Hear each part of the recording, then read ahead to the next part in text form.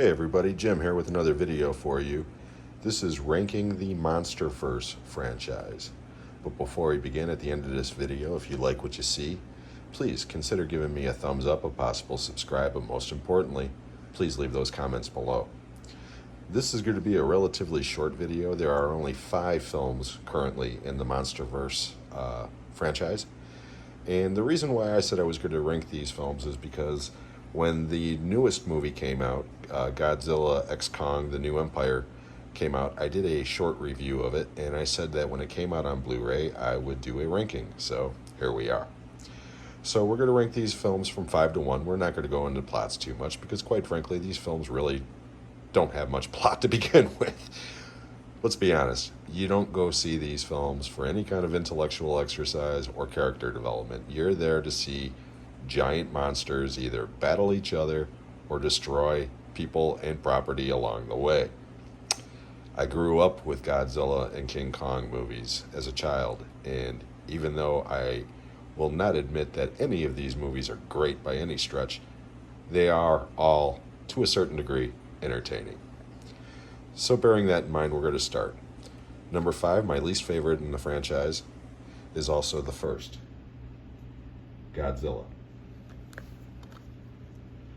This one is directed by Gareth Edwards, and stars Aaron Taylor Johnson, Elizabeth Olsen, Ken Watanabe, David Strathairn, and a small appearance by Bryan Cranston. I was extremely harsh on this movie for years. I saw it theatrically, thought it was boring as hell. But I did enjoy it more than the Matthew Broderick version from the 90s. That movie's horrible. Now that this movie has had some time to gestate, I mean, it came out over a decade ago, I can't appreciate it for what it is. It's a well-made movie. It's well acted. It is slow, though. It really is. I don't hate this movie, but it's still not one of my favorites that I rush back to watch anytime.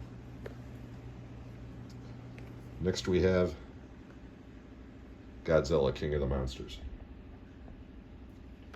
This one is directed by Michael Dougherty, and this one stars Kyle Chandler, Vera Farmiga, Millie Bobby Brown, and Ken Watanabe again. I enjoy this movie. Again, it's kind of a loose remake of Destroy All Monsters from my childhood. You know, the Rodan, Mothra, King Ghidorah, you know, it's great. Again, character development is out the window. I don't care about any of the human characters in this movie, but when these guys actually go at it, it's a lot of fun. Third, Godzilla vs. Kong. Now we're starting to get into the ones that I actually do really enjoy. As you saw on one of my previous videos, if you watched it, this was in my top 15 from the last couple of years. Now granted, there hasn't been a lot of movies from the last couple of years that I own. I saw this on HBO Max. And again, just like the other movies, dumb as a stump, check your brain at the door, have a good time. This one is directed by Adam Wingard. I forgot to mention that. Didn't mention any of the actors involved because, again, who gives a damn? Number 2 on the list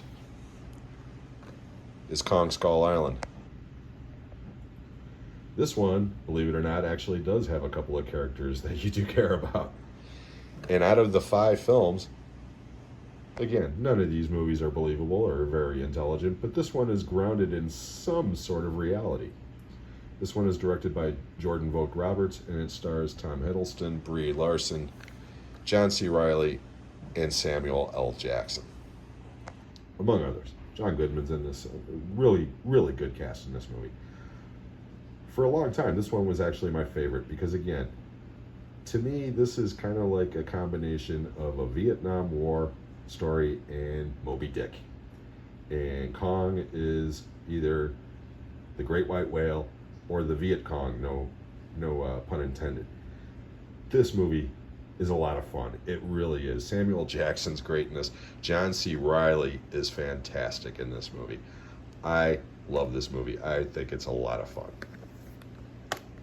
But number 1 And this one moved up. I was surprised. King Kong X Kong, or Godzilla X Kong, The New Empire. Directed by Adam Wingard again. And again, starring a bunch of characters you don't really care about. Although the little girl in this movie, the little mute girl, she is quite adorable in this movie. But again, let's face it, you watch these movies to see these guys kick ass, and they do a lot of it in this movie. This movie kind of surprised me. I saw it theatrically with my grandson when I did the review. I gave it a positive review, but I was a little bit underwhelmed by it. And then I watched it when I got this on Blu-ray last week, and I gotta admit, I really, really enjoyed it the second time around. So that's why Godzilla X Kong, The New Empire is number 1. So to recap, Godzilla X Kong, The New Empire is number 1. Kong Skull Island is number 2. Godzilla vs. Kong is number 3. Godzilla King of the Monsters is number 4. And Godzilla is number 5.